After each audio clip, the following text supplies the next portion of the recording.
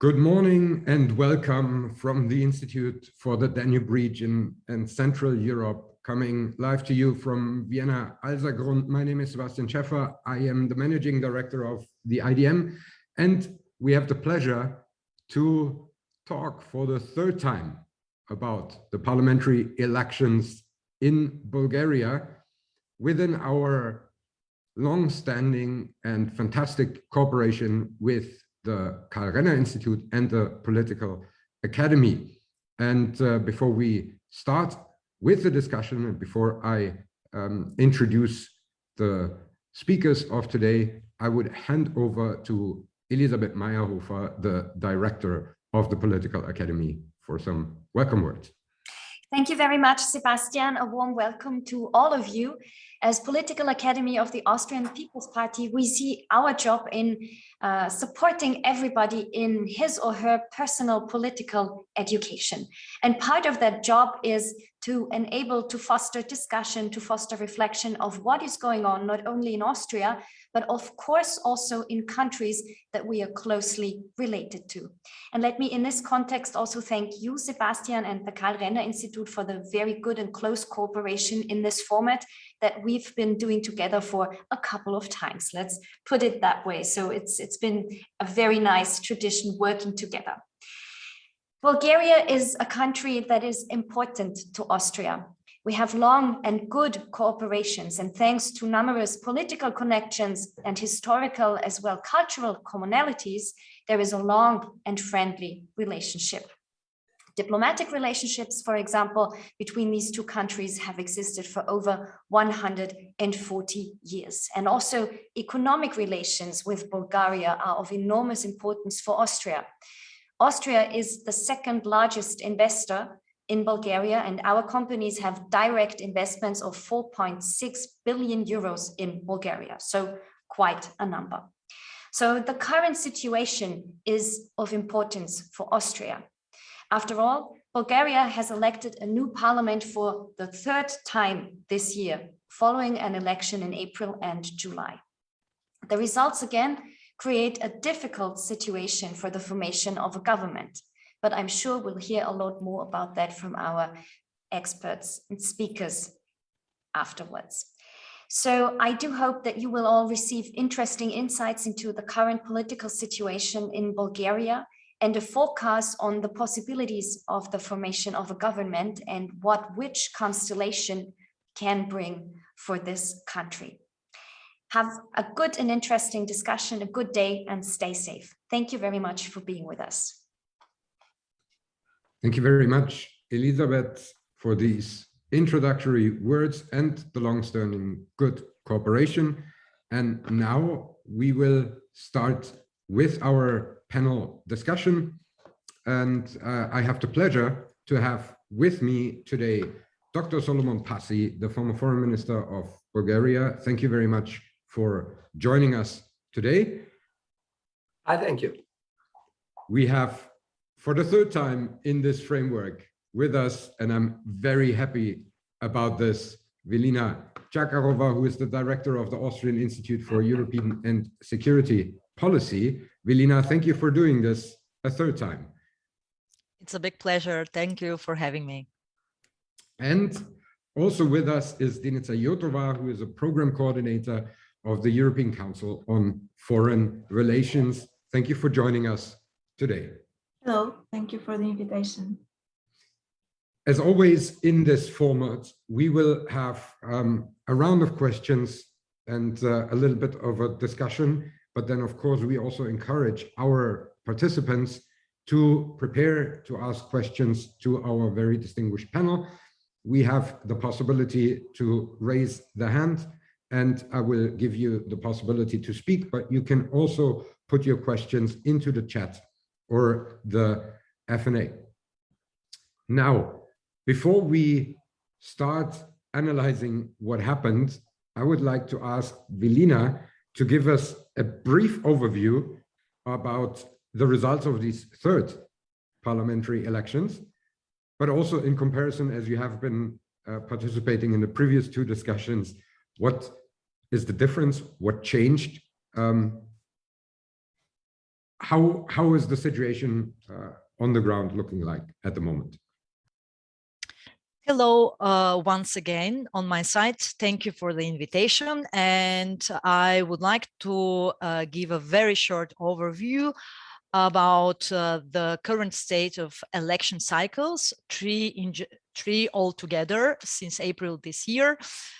When it comes to the electoral system in Bulgaria, there are 240 members who are actually elected for the National Assembly.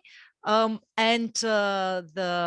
system is based on open list proportional representation from 31 multi-member constituencies ranging in size from 4 to 16 seats. The electoral threshold in Bulgaria is 4% for parties, and how the whole thing looked like in April was pretty much calm as compared to the next two election cycles, namely that the long-serving prime minister in Bulgaria, Boyko Borisov, was actually still on the top of the election results with his party, which is affiliated with the European People's Party, so basically center-right. So he could actually score 25 or 1/4 of percent of the election outcome, and the participation was still quite okay for the relations in Bulgaria, almost 50%. But there was a newcomer. This was the populist movement by the TV entertainer Slavi Trifonov. So this was the first sign that something was moving in Bulgaria. So Slavi Trifonov, with his party, newly launched party, There Is Such People, ITN, the abbreviation, scored 70%, and the other usual suspects, namely the Social Democrats and the Movement for Freedoms and Rights, which also reflects or mirrors the Turkish minority rights and interests, were in third and fourth position, and the Democrats and another new movement could also make it in this first election cycle.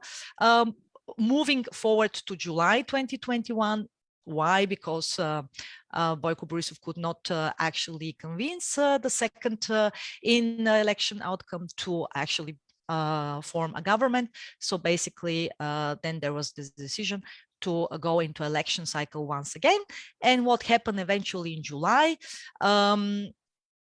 was that the movement of Slavi Trifonov, or party, call it whatever you like, I would consider it rather as a movement, a populist movement, as it actually did not have any party experience, any political experience so far, actually scored the first result in the second election cycle, meaning also that Boyko Borisov was seated second, and the Social Democrats once again third place. The new shift was basically that the Democrats led by Hristo Ivanov moved one seat higher in the election outcome. Election participation was this time much lower at around 40%, and the last two actually positions were once again by the movement of for freedom and rights, and also the movement by Maya Manolova, a very minor newly formed movement, seen more on the, of course, on the left side, because Maya Manolova was previously participating in the Social Democratic Party. So in a sense, same outcome, a little bit of a shift, and what it meant was actually the incapability for forming a government once again, which also led us to the situation where we are right now in November, and that is that neither the party of Boyko Borisov could score enough and could convince other stakeholders in the political system to actually form a government. But what it appeared was that the populist movement or party by Slavy Trifonov was also not capable of actually taking the responsibility and forming a government. And logically, we ended up with the situation where a third election cycle was organized and conducted, and the official data from the parliamentary elections is all for the 47th National Assembly is already available. So according to the final results, this time there are 7 parties entering parliament, and we have once again a newcomer which is called We Continue the Change, and could score 20, once again 25, 1/4 of the election votes. This is kind of a movement, if you like, not really a party with party experience, which we are going to discuss later. GERB, led by Boyko Borisov, scored the second, so remains in second place with 22%. The Movement for Rights and Freedoms could actually achieve a much better result this time and takes the third place with 13%. And the Bulgarian Social Democrats reached a new low with only 10% of the vote. So obviously, this is one big loser, and the other big loser of this election outcome is actually the movement led by Slavy Trifonov. There is such people with, with the 5th place, actually gaining only 9% of the vote. And what is really, really worrisome, this is the other new actor who could achieve the threshold. This is the revival. It's called Возрождение. This is actually a new movement, nationalist movement. We have to discuss this as well later on. And the Democratic Bulgaria with the 5th place, with the 6th place, gaining 6.3%. So this is actually now the situation after the parliamentary elections. The first discussions about forming a government have been already launched. There are clear signs that, of course, the first party or movement, We Continue the Change, is going to need the votes for forming the government from the Democratic Bulgaria, from the Bulgarian Socialists, and from the movement of Slavy Trifonov. There is such a people. Obviously, they do not want to engage in conversation with GERB and with the Movement for Rights and Freedoms, and certainly not with the nationalist revival. So this is currently the stage we are in. Thank you very much, Velina, for this comprehensive overview of what happened. And I would start with the first question in this discussion round to Dr. Passy. How did you perceive the electoral campaign? Were there any changes in comparison to the previous elections? And electing so often in one year, does that influence the population and their willingness in engaging with politics? Thank you, Director Schäffer. First of all, let me agree for what was said about the relations between Austria and Bulgaria. They're really deep, and each of the two countries is extremely important for the other one. And I would be very happy to help continuing deepening this tendency. It is mutually beneficial for us and for the European Union as a whole. Since all elections are about happiness at the end of the day and about our common future, let me start with the big picture. Let us see what is the confidence in the European Union as a whole, A, in EU, B in Bulgaria, according to Eurobarometer. The confidence in the European Union in EU 27 is 49%, and in Bulgaria it is 55%, which means that we believe much more the European Union than the European Union believes itself. Confidence in national governments. In the EU as a whole, we have the average of 37% the confidence in national governments, while in Bulgaria, we have the 22% confidence in national governments. And finally, and here is the big thing, confidence in national parliaments. In the European Union, we have approximately 35% confidence in the national parliaments, while in Bulgaria, we have only 15% in the national parliament, which says that the European Parliament, the European institutions would be much more effective in Bulgaria than the national institutions. This is not something that one should be proud of, but this is a fact of life, and we must use it. We can try to change it, but we must use it. In all the campaigns, there was little or no foreign affairs. In all the campaigns, there was little or no security, little or no NATO and the European Union. And much to my regret, I have to say that in this last campaign and in the three campaigns as a whole, there was no much COVID. COVID was not debatable at all, which is not a good sign. And I will tell you why in a minute. COVID was not discussed because of populism, as if everybody was afraid to say that we need measures. We need masks, we need distance, social distance, we need lockdowns, we need vaccinations, etc., etc., etc. No one took this as the red line of its campaign, of his or her campaign or their campaign.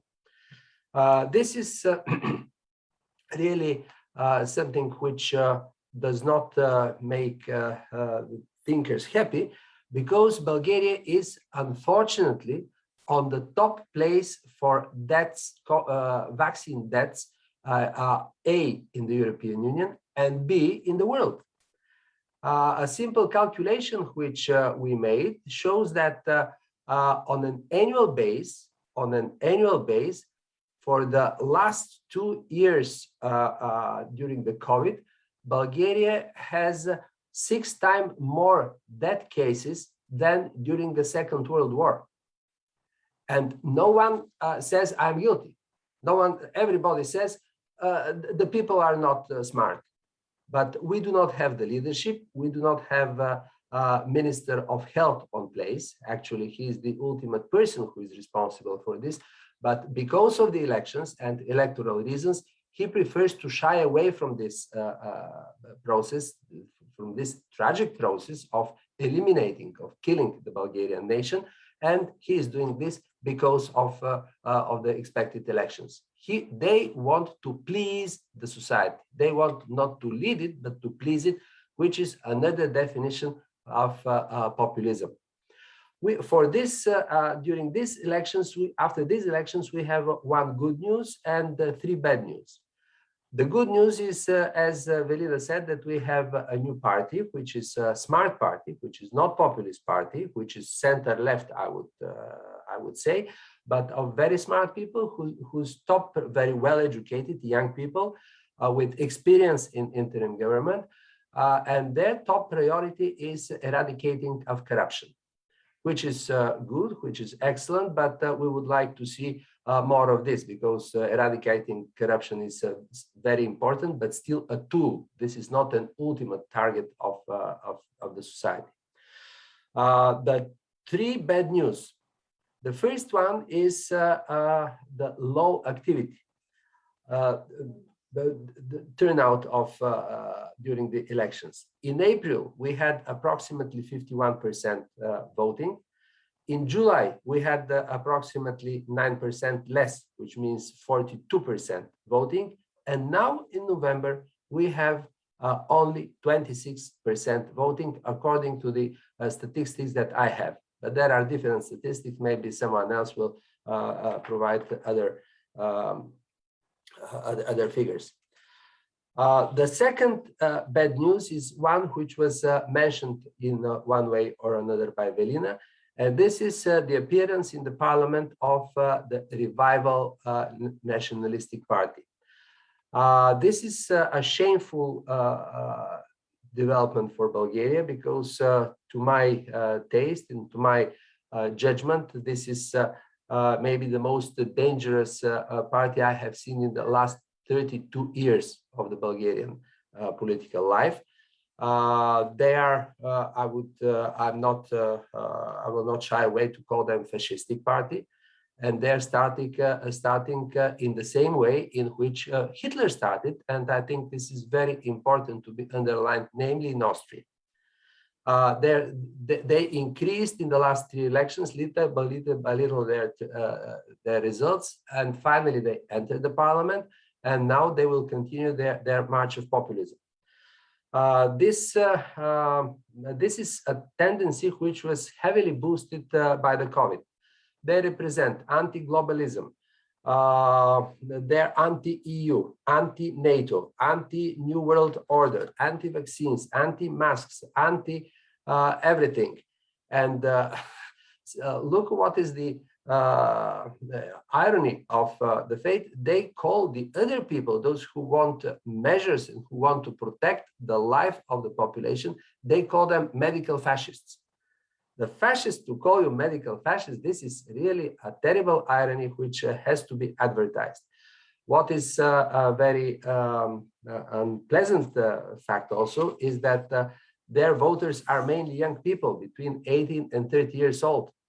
Moreover, people, Bulgarians from abroad are also voting for them. 14% from the Bulgarian voters in Orange County, California, voted for them.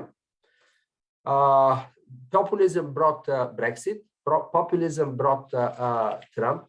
Populism is heavily pro-Putin. This is not endemic Bulgarian tendency. This is tendency in the European Union. This is Western tendency. They're very much anti-Semitic. They're very much anti-Semitic, which is documented. And this is not endemic tendency for Bulgaria. It is important because Bulgaria is very well known for its tolerance towards minorities. You remember very well that during the Second World War, Bulgaria was the country which succeeded to save the 50,000 Bulgarian Jews not to be sent to the concentration camps. So what we need from now on is concerted European efforts, concerted NATO efforts to launch coordinated campaign against populism, fascism, Nazism, and science deniers. The big word here is science deniers. I will very much recommend to our audience to read the book of Lee McIntyre about the science deniers, climate deniers, and even he puts among them as a picture of this group of people, the flat earthers. These are people who believe that the earth is flat. And it seems funny to us, but they have their annual congresses, and Lee McIntyre succeeded to attend their 2018 annual congress and had interviews with them. They're, of course, anti-vaxxers, Holocaust deniers, defying reason. He, however, discovered that this is not a matter of logic. This is a matter of psychology.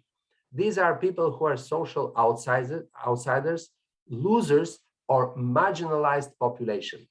So we need not to condemn them, but to find a way to make them to include them into the society. And speaking about inclusion, I will show to you one of my favorite books, which are always on my table. Unfortunately, this is only the Bulgarian edition. This is Why the Nations Fail, of Darren Ajemoglu and James Robinson. The two professors, American professors, are telling us that the nations are failing because of not including all the society inside the processes into the governance of the people. The electoral system of the democratic electoral system puts many people out of this government. And if you want to find a solution to this, I will very much recommend my TEDx talk, which I had in 2007 in Dijon, Sciences Po University. This is, so to say, the solution that we propose to this whip of the society. Dr. Passy, thank you so much for this warning, but also concerning summary of the elections. We will continue with this in a minute. I want to nevertheless look into the bit more optimistic result of the elections, and would like to ask Denica. We have heard that there is now a new party once again emerging as the winner of this election. The fight against corruption was mentioned by Dr. Passy, which was one of the dominant topics in the electoral campaign, but it started actually also earlier with demonstrations that began already in 2020. When you look at the previous elections and the topic of fight against corruption, it was, of course, something that dominated the discourse, but could you tell us a little bit more how the energy of this demonstrations and the fight against corruption culminated in the electoral result that we have now? Yes, thank you for that. As we already had the chance to discuss a little bit before the event, even though the results this time seem again quite similar to what we had in April and July, there is a major difference this time, and this is this newly formed movement. It's still a political movement and not a party yet, called We Continue the Change.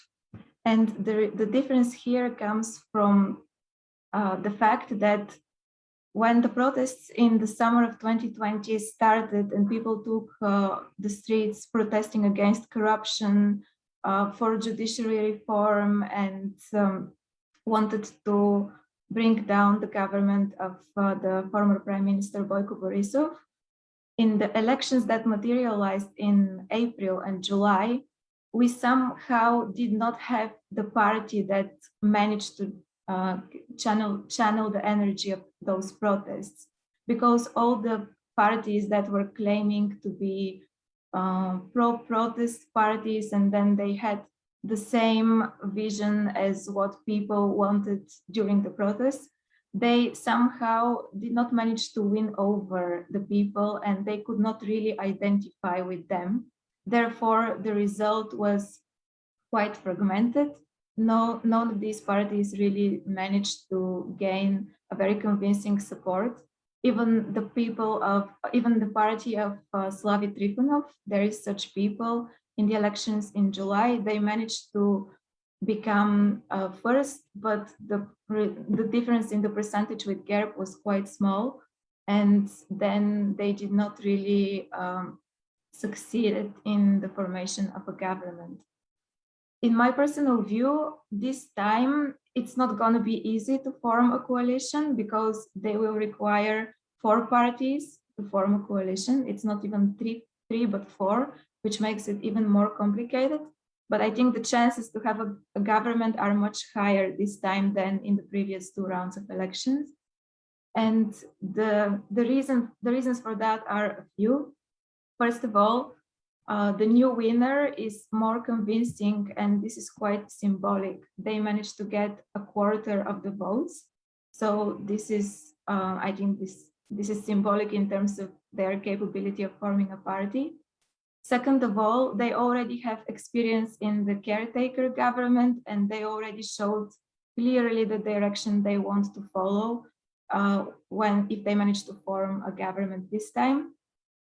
unlike the previous result, if there is such people in July, people were left with the impression that they did not really want to govern. They made everything so complicated that it was difficult for other parties to come on board and form a coalition. Well, this time we have Kirill Petkov and Arsen Vasilyev, who are the leaders of this new political movement, and they do want to form a coalition. So there is this political will, and they're willing to go beyond ideologies. There are no hard lines drawn prematurely, but they have a quite a pragmatic approach. They want to form a government made of experts, and they do not require necessarily to have their party and represented and having most of the main roles in the government. They want to form a government of experts. And this is quite of a difference, because in a society that is very fragmented, and which is the Bulgarian society at the moment, it's very important to have a pragmatic approach and see what brings people together and not what divides them. Another factor that speaks for the success of forming a coalition this time is actually the price that will be paid by all the protest parties if there is no government for a third time. I think by now all the parties realize that if they don't manage to form a coalition and they make people go to vote again for a fourth time, nobody will be a winner from this situation. So this time they will be much more cautious, and they will try to find topics on which they can cooperate. And I think finally the success of forming a coalition will depend on how well they time the topics, like what will be their priorities, because all the four parties that are supposed to form a coalition, they have quite different views and quite opposing views on certain topics. So they should leave those topics behind and focus on what is important. And as Dr. Passy said, this is how to get out of the COVID crisis, how to take control over the energy prices, the economic crisis, the rising inflation, and all these issues should be the priority of the government. And from what I've seen so far, this is exactly what this new political movement wants to achieve. They're very much goal-oriented, and they will look for solutions according to their goal. So in my opinion, it's not going to be an easy task at all, but the chances are much higher than in the previous two rounds. Thank you very much. Velina, you mentioned in the beginning that we will have to talk about the Revival Party. We have heard a very drastic warning now from Dr. Passy that this is a dangerous development, certainly also fueled when we see that there is some sort of disappointment that there is no new government formed, and so the voters maybe flock towards extreme parties. Do you echo what has been said about this party, and do you think it's a dangerous development in Bulgaria that needs to be monitored? Absolutely. I do agree with everything that Mr. Passy said about this dangerous trend. On the rather far right side, it's a real nationalist party. It should be considered as such. And along with all these antis that this party stands for, there is also the case that there is one pro, and there is this pro-Russian sentiment, right? So there is also a kind of a foreign agenda coupled with all these antis, that anti-sentiments that are actually being propagated by this party. And we should also consider the leader of Revival as a person who is not simply a populist without any experience, but rather a person who is smart enough to know how to navigate these waters and to survive.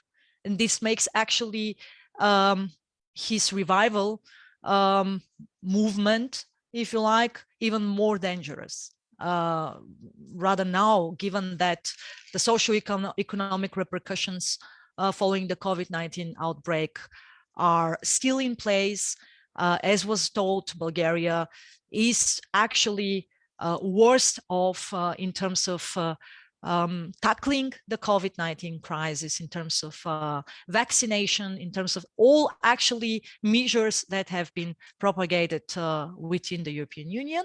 And as a political party, which now will have also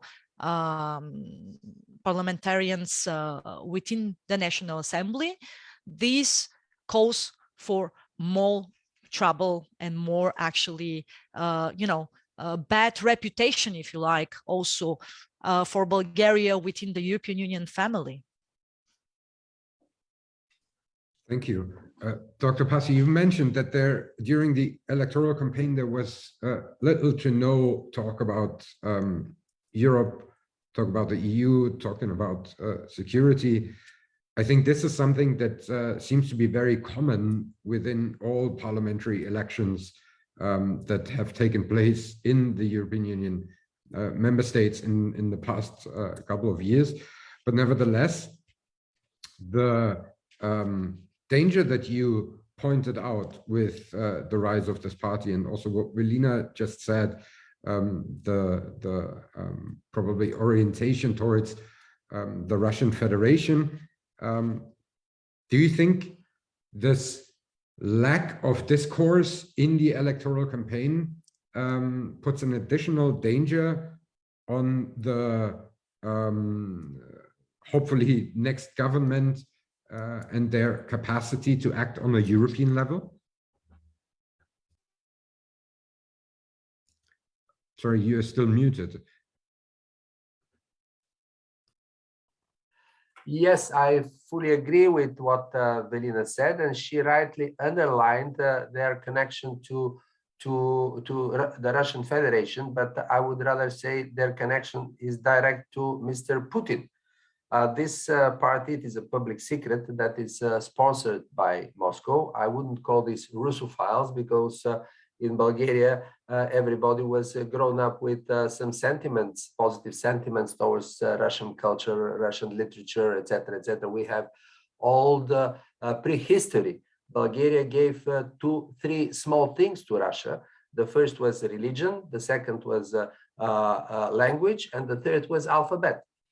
Because of these 3 simple donations, Bulgaria and Russia have obviously good cultural links, and everybody in Bulgaria is grown up with the Russian culture. But having said that, the Russian culture has nothing to do with Russian dictatorship.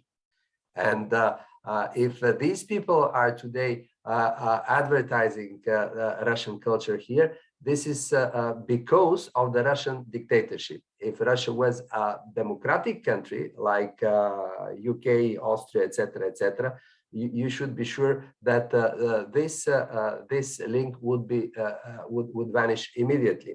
Therefore, it is extremely important for the new government to repeatedly underline that the reconfirmation of the Euro-Atlantic values that we all confess. They need to say this every day on every occasion. Corruption is fine, we support them on this, but we need, when they say we're not going to make government with GERB and DPS, I would like always to hear that they are not going to make government with revival as well. This is extremely important, and the Bulgarian public should learn this. Something else. Very frequently, this anti is covered by the statement, there was no debate about this. There was no debate about NATO. There was no debate about the European Union. There was no debate, if you wish, about the membership in the United Nations. Well, these debates took place. On NATO, we had 14 years of debate. At the end of the day, we reached national consensus. On the European Union, we had 17 years of debate. at the end of the day, we had national consensus. I was a very young member of parliament in 1990. I did not have white hair. I did not have single white hair at that moment, 32 years ago, when our group proposed Bulgaria to withdraw from the Warsaw Pact, to dissolve the Warsaw Pact, and to join NATO and to join the European Union. Since then, we continue this debate, we continue. And now, the recent statement is, we have never had debate about membership in the Eurozone. Well, this is not true. This is not true at all. In 2002, when Bulgaria closed the chapter Economic and Financial Union with the European Union, we agreed that Bulgaria will be a member of the Eurozone, and the European Union agreed that we shall be a member of the European zone. Then 3 years later, in 2005, we signed the European Agreement of Bulgaria, and it is clearly written there that Bulgaria will become part of the European Eurozone. After that, this European agreement was ratified in the parliaments of all member states and in the Bulgarian parliament as well. This was also part of the debate. So the debate was finalized at the end on the 1st of January 2007, when we became member of the European Union, which means that to open this debate once again is absolutely useless. We should make the right steps to go to the Eurozone. Why some people stopped us from joining the Eurozone in the past? Because, and this is very much in the field of the new party, which is fighting against the corruption, we were stopped to join the Eurozone in order to avoid supervision of the Bulgarian banking system from the European Central Bank. And if you have the supervision of the European Central Bank, the banks in Bulgaria should be much more careful on what they are doing. And the ex-economic minister, who is now nominated for prime minister, Kirill Petkov, was the person who personally discovered what happened in the Bulgarian Development Bank. So joining the European Union, the Eurozone, is just the next step in the next big political step in fighting the corruption and giving new instruments. But the populists say, if you join the Eurozone, everything will become much more expensive, the people will remain jobless, etc. Brussels is conquering you, Brussels is enslaving you, whatever else.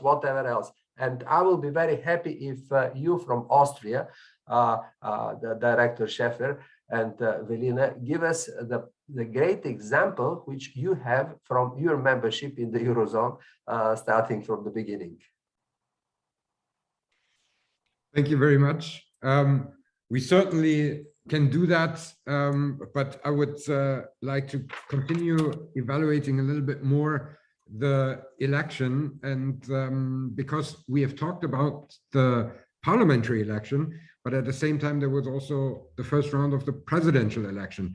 Denica, you talked about the mobilization of the streets, but as Dr. Passy correctly pointed out, the participation in the election, so the voter turnout, constantly declined, and even in this conjunction to have both elections to parliament and president at the same time, they don't really contribute to bring these numbers up. How do you evaluate this? And can you also tell us a little bit about the outcome of the presidential elections? Yes, of course. But before we do that, I would like to just give my 2 cents on the Revival Party, because I think that there is a very important nuance there. Because this party actually exists since 2014, so it's not a new party, and they always had this anti-EU, anti-NATO rhetoric, but they never managed to win much of the support of the population until the COVID crisis. And I think that's what secured them place in the parliament, because they were the only party that declared themselves to be against the measures, against the masks, against the vaccines, everything against the pandemic. And in the Bulgarian society, there is a large group of people that actually supports these ideas. And I think that's what made them win this time. They just managed to capture the momentum with a niche that was not covered by anyone else.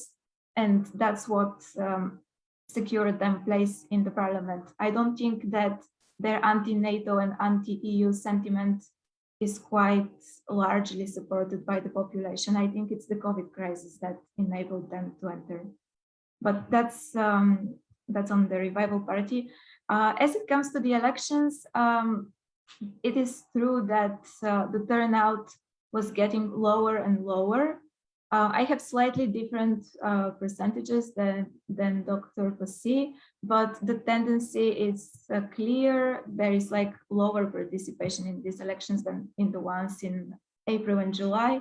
And I think this is quite understandable. People are tired of having to going to vote, and by the whole political crisis and situation. Bulgaria is in a difficult moment at the moment because of the COVID pandemic, and the political crisis on top, and the inability of the parties to come together and form a stable government is actually disappointing. And that's why I think the political participation in the elections is quite lower.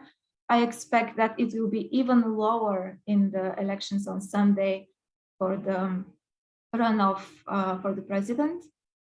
And this creates this opportunity, even though it looks quite pre-decided who will be the winner of the presidential elections.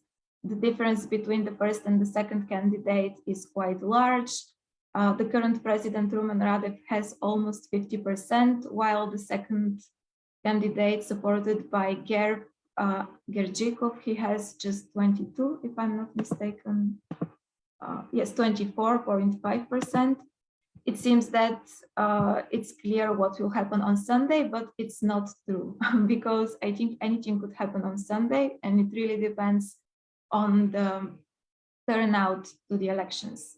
If the participation in the elections is even lower, this gives the chance that any of the two candidates could actually win.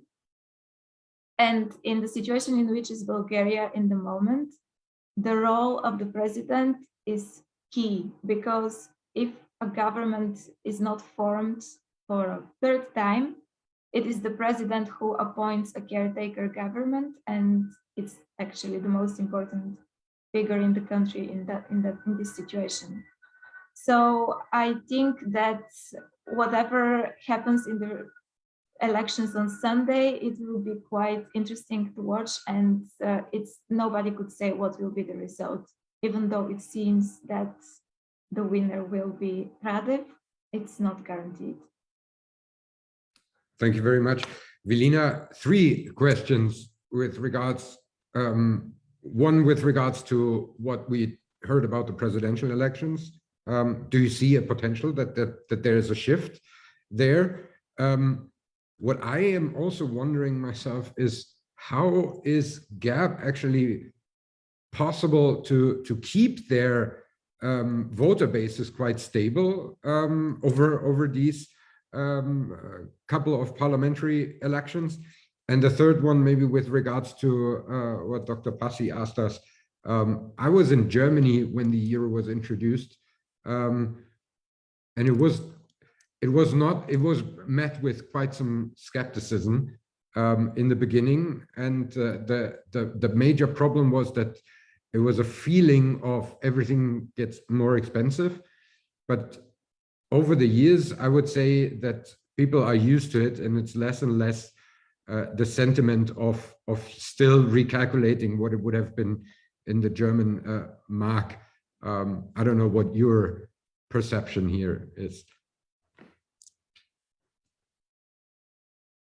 Okay, first, maybe I would like to just say a few sentences regarding the presidential election.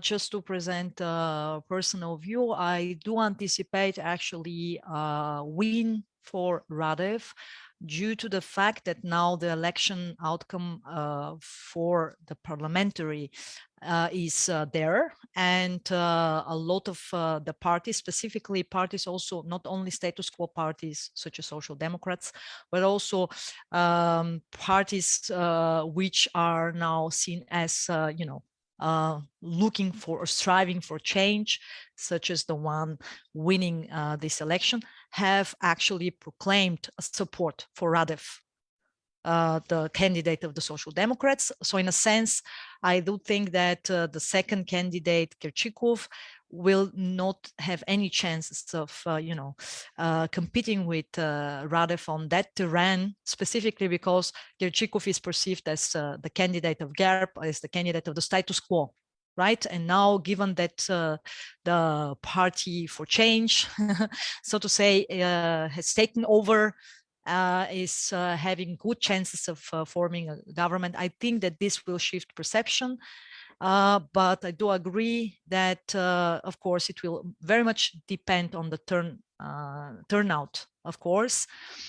And we should not underestimate the role of Radev, because Radev is not just, the candidate, the presidential candidate running for the second mandate. It's much more than that.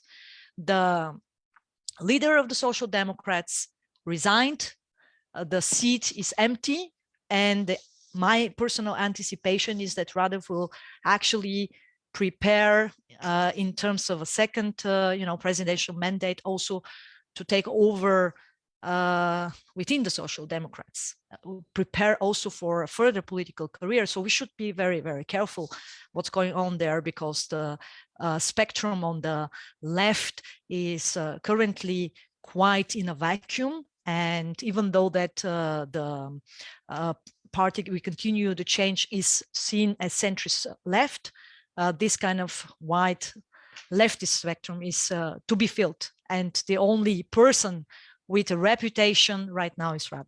Okay, that's on my side regarding some important trends.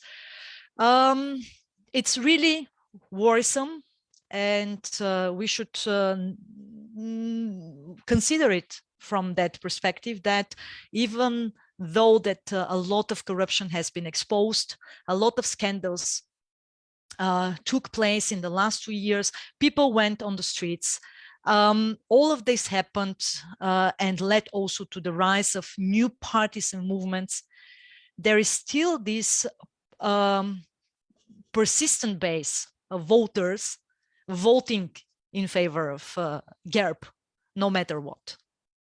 And this might be also the fact that, some people just don't like change. They just, and specifically now in terms of crisis, in terms of insecurity, given the last 2 precarious years, I suppose that there is a kind of a percentage in Bulgarian, in the Bulgarian population that simply strives for a status quo, for the same, because they think that anything new won't be, won't be better for them. So I suppose this is not a justification, but the very fact that there is this persistent, participation on the side of GERB supporters, this is actually a worrisome trend, and nothing, I suppose, will change that, no matter what kind of new scandals will be exposed. So we should actually consider that. What happened on the left is very interesting, because, as I said, Social Democrats have been losing their base, their supporter space. And I would not exclude the fact if this new party, the newcomer, so to say, We Continue to Change, really manages to form a government, specifically with, with parties which do want a change in mentality, in the way how actually governance is conducted, that might be that that could shift actually expectations within the Bulgaria for the voters to actually raise the expectations in the future.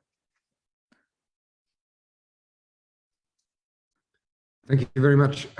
Yeah, we have a comment in the F&Q, I asked the audience to also raise your hand if you want to ask a question, and I want to combine the comment with the question to Dr. Passy about his view on the potential outcome of the presidential elections on Sunday and how this would maybe also shape the future formation of the government. And the comment is from Elena Poptodorova, who says, for the sake of precision, the Bulgarian Socialist Party should not be referred to as Social Democrats. This is its tragedy. It could never become one, which dooms it to ultimate failure. Feel free to comment on this if you would want to. I call them social democrats for our Austrian audience, because then they know where to place them. Of course, they are not social democrats; they are socialists, and this is a big difference. But for the sake of understanding, certain positioning within the Bulgarian party spectrum, I chose to call them that way, the very same way how we actually perceive GERB as being, part of the family of the European People's Party, but there are major differences, of course, between GERB in Bulgaria and other parties within this family. So in a sense, not really a conservative, Christian Democrats party for the same reason. Okay, thank you. Dr. Passy.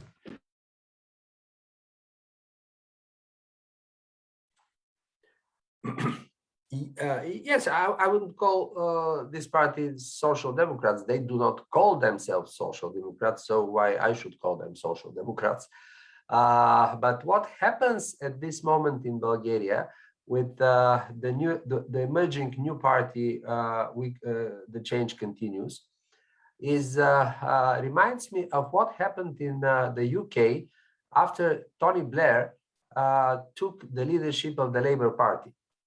It was an old school Labour Party, very communistic party, and he succeeded to transform the Labour Party into a modern, well accepted European open-minded party. And what I see in the left part of the political spectrum now is that this new party, the change continues, is as if doing the job of Tony Blair in Bulgaria. Because the Socialist Party went too deep in the field of the anti-systemic parties.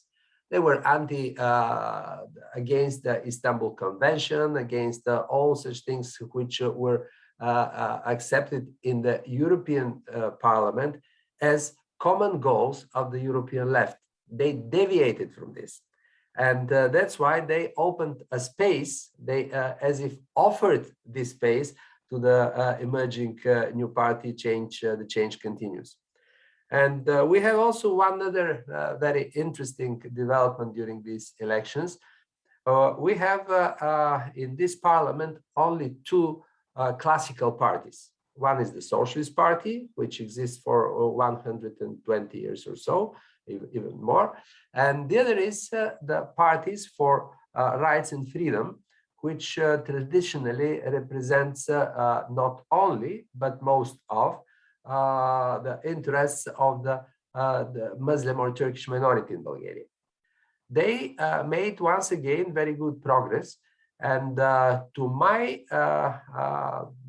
analysis would be that this time they dared to put forward a presidential candidate, not a person who is a little bit close to them, but the leader of the party, a person with a Turkish name, a person with Islamic confession, and they put forward as a candidate for vice president, a woman coming from Christian confession.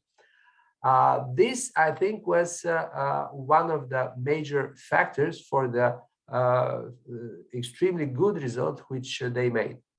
To put their leader with his Turkish name for presidential candidate requires bravery, they have to be brave.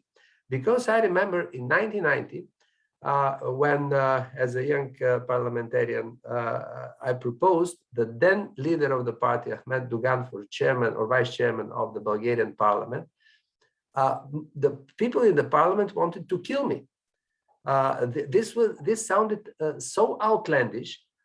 It was immediately after the communist repression against the Turkish minority in Bulgaria, and we still had ethnic tension.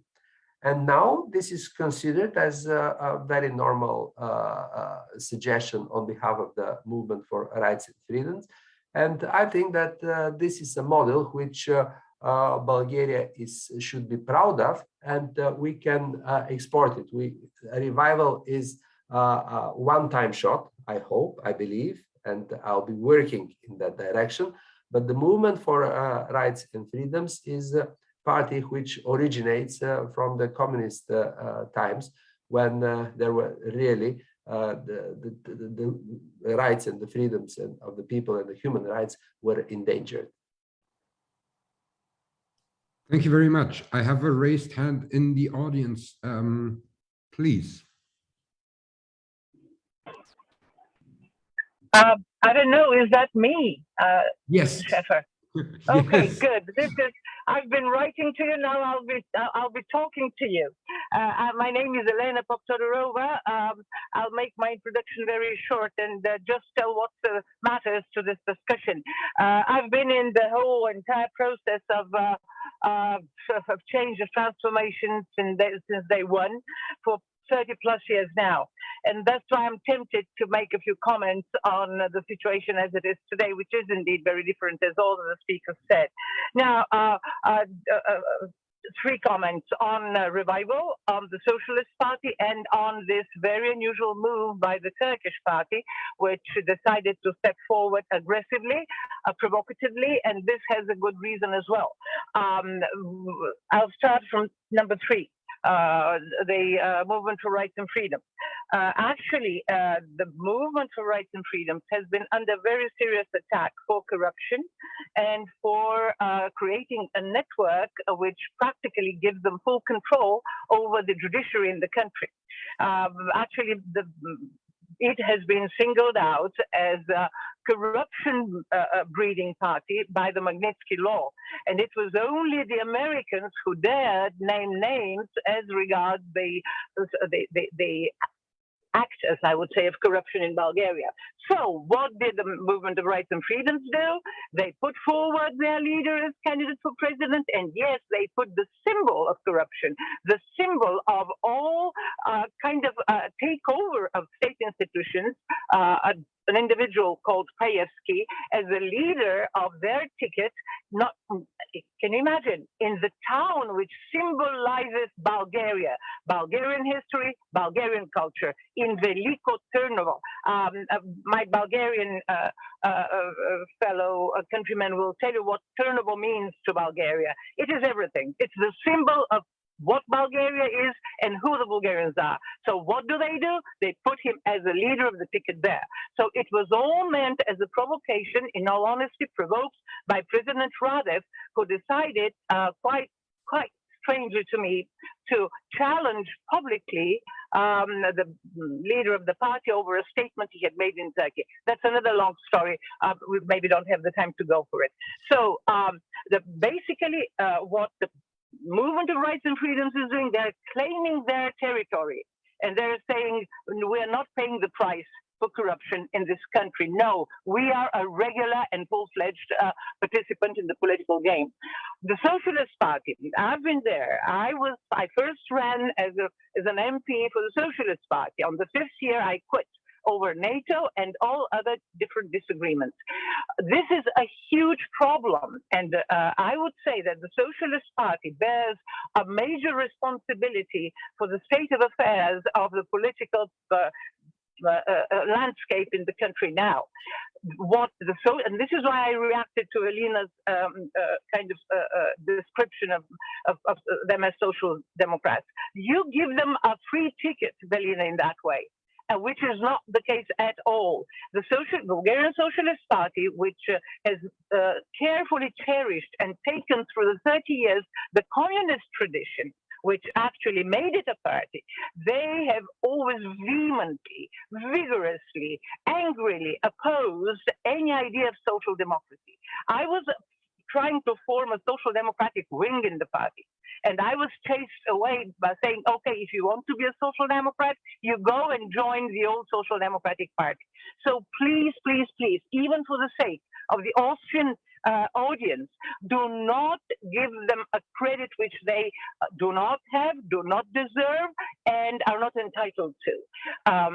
Yes, the Socialist Party, thanks to Stanishev, I was also part of the effort, made it to the social democratic family in Europe. But I'm afraid that now you have individuals who are members of that family, not the Socialist Party. Look at the Istanbul Convention, look at all other, look at even other common European issues, the way in which they vote in the European Parliament. So please don't give them what they, as I say, it will be dangerous and it will be misleading to analysts. And then what my other point was about the Revival Party. This is, I've been following them since day one. This individual, Mr. Kostadinov, is extremely, extremely capable in making his message through. And yes, it is true. Sorry, it is true that he got his votes mostly over COVID. But it is also true that this is the only level on which some kind of communication went between him and the Change Party, the Arsen Vasilyev and Kirill Petkov, because he said, Kostadinov, Revival, he said, we'll be supporting any government that takes away the COVID restrictions. They responded, no, this is a no-go for us, full stop. So that's where we are. But I'm telling you, because of the other nationalistic parties were out and didn't make it this time, well, gives a serious prospect for the Revival, and that's a really big danger, because, as I say, he is capable, he knows how to make his message, for them to replace the nationalistic parties in the future.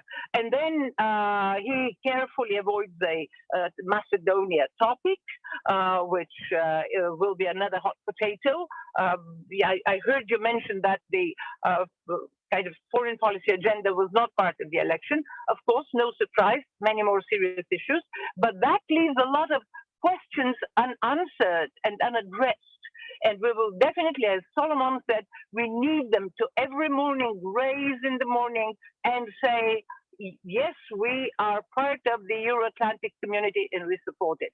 Which means that any talk of decoupling, if NATO and Velina and I are out of this discussion yesterday, should be at least postponed, because we still need to make more solid the European and Euro-Atlantic identity of Bulgarians, but not just them, many others. I'm sorry, I'm just a political animal, and I get paid passionate when the topic is taken up. Thank you. Very well, thank you very much. I think we should use the time to answer some questions. Denica has raised her hand, but Velina was tackled directly. You will be next, and then we continue with the discussion. Denica. Yes, thanks. I want, so the comment of Ms. Todorova on the party of the Movement for Freedom and Rights Party is quite accurate. And I think it's worth mentioning, worth bringing it back to the question why the status quo parties managed to keep their support solid. And beyond that, there are some people who don't want to change. Mostly those people are the people who benefit from the status quo. So there is a group of the Bulgarian population that is benefiting from the status quo, and very logically, they wouldn't like to see any change, and they would support, and they're very motivated to support the status quo parties, which in this constellation are the CARE party and the Movement for Rights and Freedoms. So I think it's important to place what the parties, maybe for the sake of the audience from Austria and other countries that the status quo parties are GERB and the Movement for Freedom and Rights, and there are pro-change parties, which are all the others. Revival is a special case, so I would leave them out from this division. And in that regard, the presidential elections will be a direct battle between the status quo and the people who desire change. So there we will see what is the actual result. Thank you very much. Velina, do you want to comment on what has been raised? I do agree with the sentiments and with the analysis of Ambassador Poptudorova. Of course, you cannot consider the Bulgarian Socialist Party as a classic social democrats party, but on the other side, they are active member of in the European Parliament, and within the European Parliament, the fraction is of the Social Democrats. So people, of course, outside of Bulgaria would perceive them as Social Democrats, which is why I also use the term without giving them any credit, or I would be the least person actually to have, to have any aspirations to give them credit for anything. And why do I say that? Is namely that I'm also worried about the fact that in reality, in order to form a government, we continue to change party will actually need the support of the socialists. So in a sense, you see the bitter irony in the whole thing. They cannot form a government without the socialists. And that is the sad reality. Okay, thank you very much. I would also like to give Dr. Passy the possibility to comment on what has been raised, but I would add another question that has been put in the chat by Paul Michalevich, which actually is something that I also wanted to talk about in the future prospect of a new government. Will that also change the stance in foreign policy? Is there a possibility to progress in the blockage of opening negotiations with North Macedonia, especially given that there is also currently not a government in place after the announcement of Zaev to step down? Speaking about Bulgaria, we have government. Never mind that this is a caretaker government. According to the Bulgarian constitution, it is a full-fledged government. This government can do everything for which it doesn't need parliament. He has all the powers of full-fledged government, minus lawmaking. This is a very interesting time bomb, which we unintentionally put in the Bulgarian constitution 32 years ago. When the parliament is impotent to elect government, then this power goes to the hands of the president. According to the constitution, under usual or normal situations, the president is a bit more ceremonial figure than the French president or the Polish president or the Romanian president. But in such special circumstances, when we have parliament unable to produce government, then he has the power to produce government, and then he has enormous power, superpower, because according to the Bulgarian system, there is mutual control, interlocking of the institutions, and when the president appoints government, he has the right, for example, to change all Bulgarian ambassadors all over the world, because he needs the proposal of the government and he to sign this proposal, and this is his government. The president has, under such circumstances, the right to change all generals and admirals from the Bulgarian armed forces, because it is against them a proposition from the government, which is countersigned by the president. So we did not believe that we shall come to such a situation for 6 months. We were now 6 months in the hypothesis of caretaker government. We had a number of caretaker governments in the past, and I will specifically single out the caretaker government of President Stoyanov. Prime Minister was Sofiansky at that time. They, as caretaker government, submitted Bulgaria's application for membership in NATO. So we have examples of positive actions of the caretaker government, but no one knows what would happen in Bulgaria if, for example, after these presidential elections, the new president will have to swear in on around the 20th of January. If in the next 2, 3, 4 years, the parliament continues to be unable to produce government, shall we have the president running the country for 4 or 5 more years? No one knows. This is a very big constitutional hole. What would happen if the parliament repeatedly is unable and impotent to produce government in Bulgaria? Obviously, we need to edit the constitution in this part, or at least to ask the constitutional court for interpretation of this whole, which seemed to be highly unrealistic 32 years ago, but today we jumped in this hypothesis.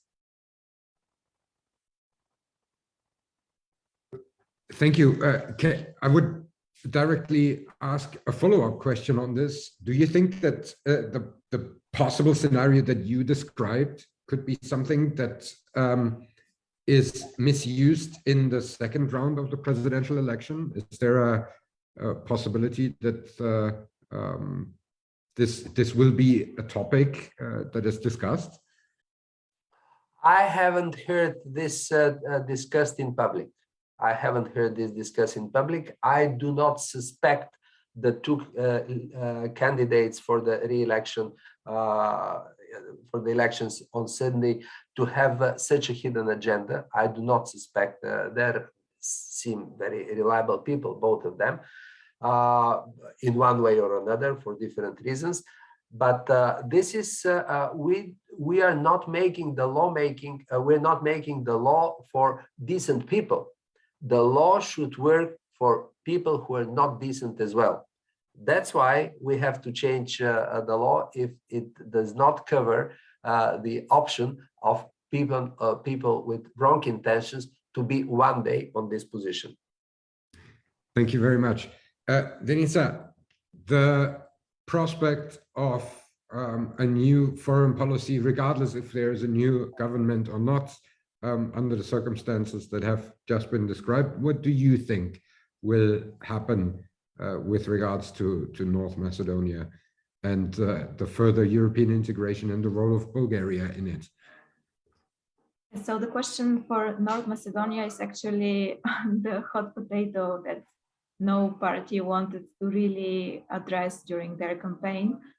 From what I heard from all the parties, the position on North Macedonia, Bulgaria should be willing to change its position on North Macedonia and allow the Republic of North Macedonia to continue with its EU negotiations. But the conditions that the different parties were discussing during the campaign, for the little amount of which there was such debate on foreign policy, were quite confusing. So realistically speaking, if the new political movement We Continue the Change manages to form a coalition, there are different views within this coalition on what to do with North Macedonia. So this will be a topic that is not going to be easy to discuss.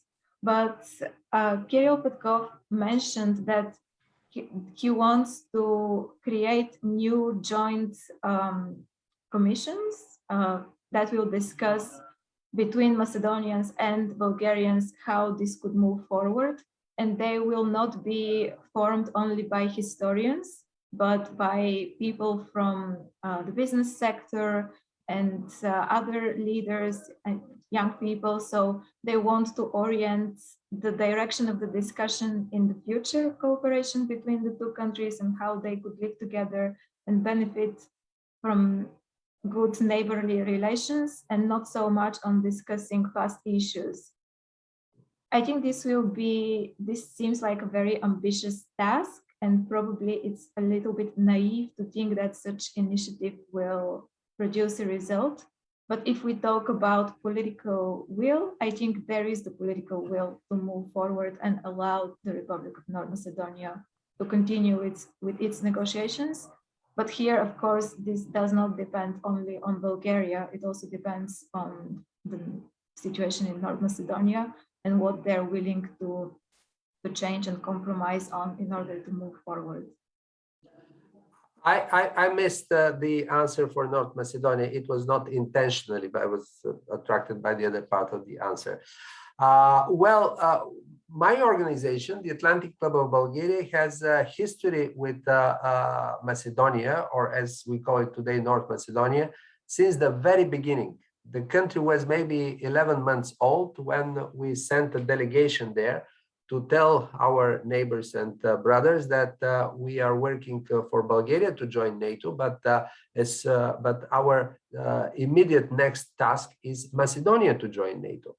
So we worked very actively promoting the Macedonian cause for NATO membership. And in 2007, I was invited by the then government for advisor, €1 advisor, for their membership in NATO, which I did with pleasure. And at the end of the day, they became member of NATO, which is we perceive ourselves as a small part of a big success. They still owe me €1, which I'll be happy to have one day with the interests. Now Bulgaria has additional leverage to support North Macedonia.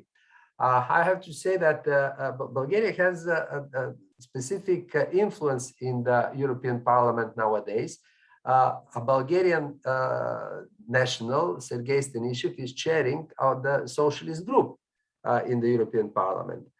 A Bulgarian, Ilhan Kyuchuk, is chairing the liberal part of the European Parliament. The only group which is not chaired, a big group which is not chaired by Bulgarian, is EPP. But hopefully one day this will happen as well. So having said that, Ilhan Kyuchuk is also the rapporteur for Macedonia in the European Parliament. And I very much believe that close cooperation between the European Parliament and the new Bulgarian government will take out all prejudices and will pave the way for new and very pragmatic approach to bring fast results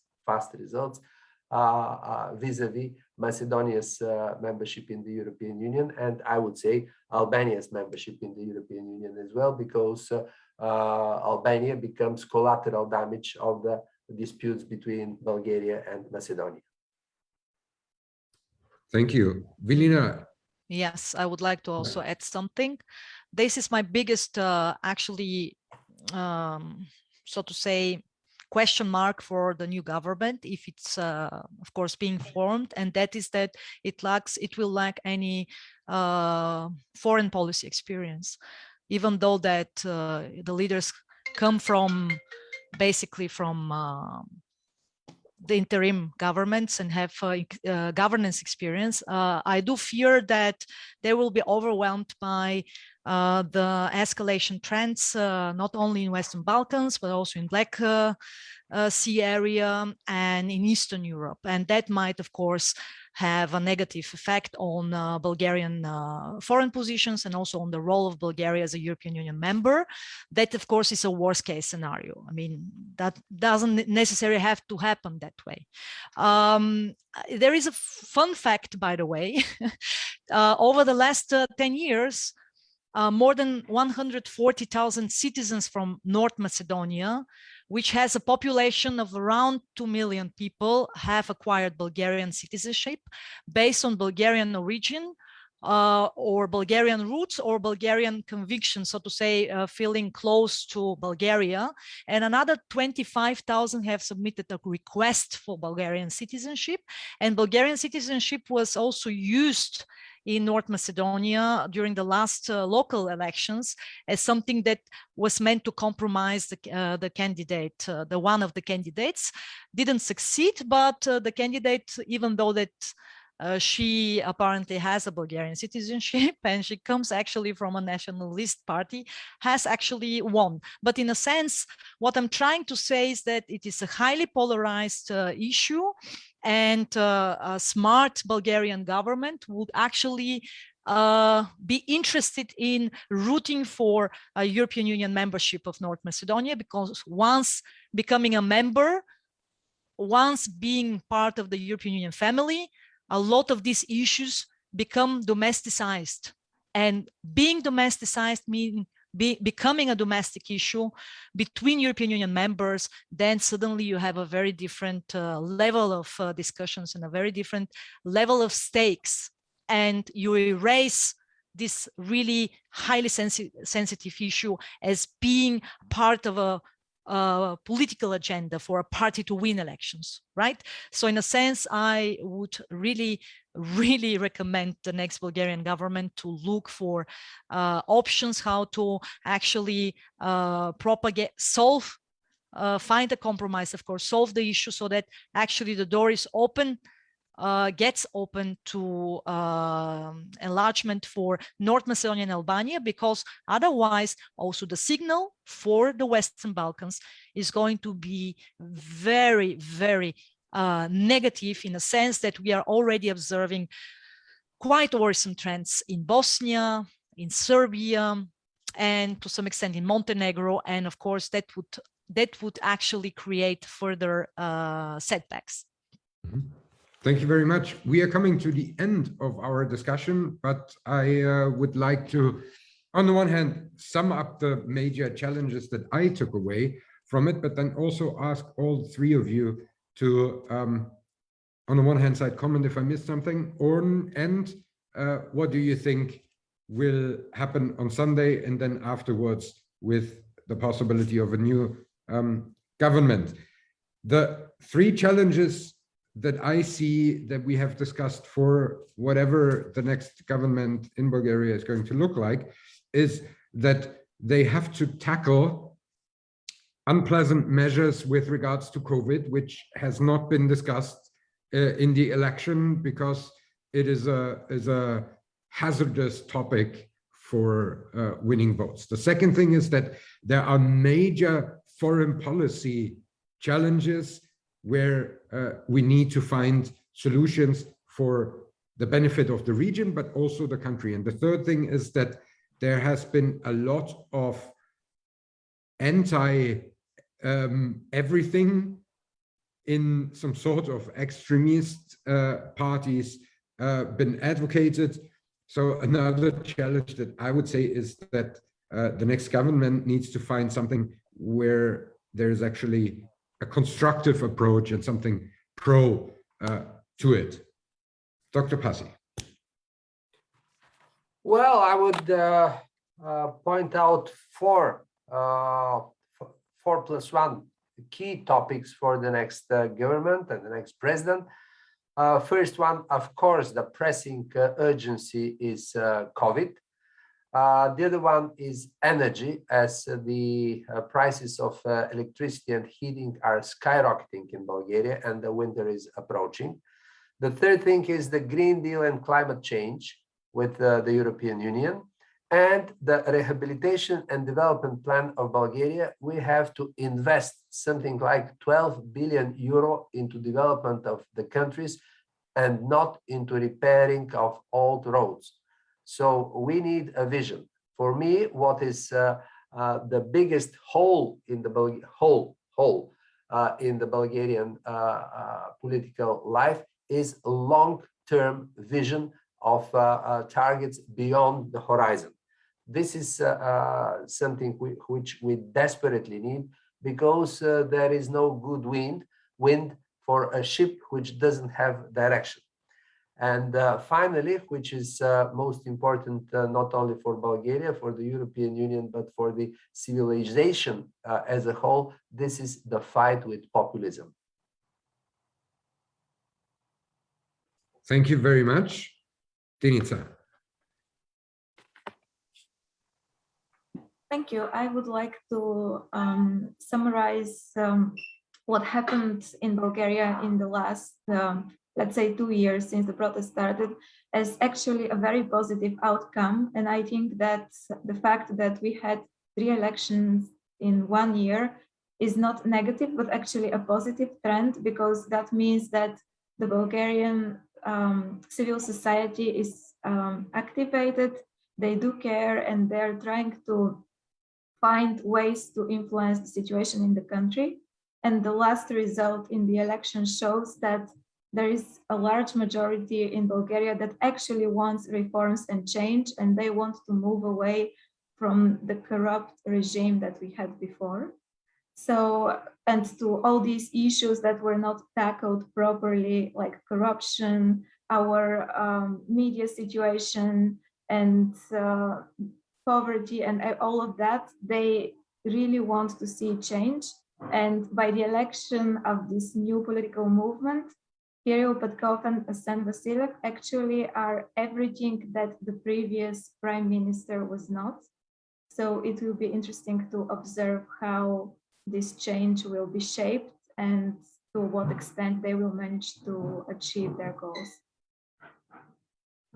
Thank you very much. And Velina. Several takeaways on my side as well. First, a new kind of leadership when it comes to governance, when it comes to actually trying to be professional and using expertise instead of populism, instead of party affiliations, has now actually won as a model, which is the good news. The bad news is whether they will manage also to create the necessary networks, because, you know, winning an election is the necessary condition. Having the necessary networks in order to implement what government actually has to do is the sufficient condition. So we have, of course, to wait for that to happen, but at least a positive trend for sure. Systemic parties are losing on both sides. So in a sense, both in the left and in the right spectrum, status quo parties are not, losing popularity, which is a positive trend, of course. There is a fatigue in the population when it comes to participating in elections. That is a negative trend, and that is something that needs to be, of course, addressed in the future.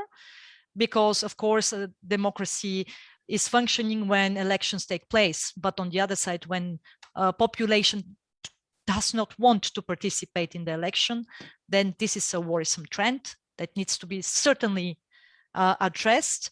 And finally, populism, in Bulgaria has now lost its appeal. However, nationalism is gaining, and that is, of course, a worrisome trend we need to carefully observe.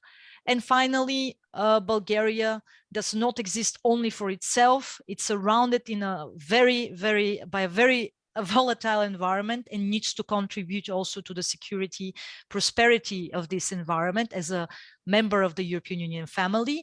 And this is where I see, of course, a lot of demand for expertise, real expertise. And I do hope that this government will be wise enough to actually apply the same professionalism in the foreign and security policy portfolio. That is something that needs to happen. Thank you very much to you, Velina, but also, of course, to the whole panel. Thank you to the audience who participated and was interested. I'm sure you will be following the result of the presidential elections on Sunday.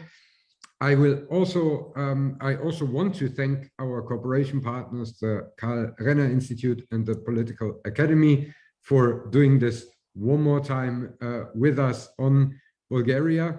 But of course, the biggest thank you goes to my three panelists, Dr. Solomon Passy, Denica Yotova, and Velina Tchakarova, for what I would say very broad overview what is happening in Bulgaria, but also with tasking us to be watchful and vigilant when it comes to defending democratic rights.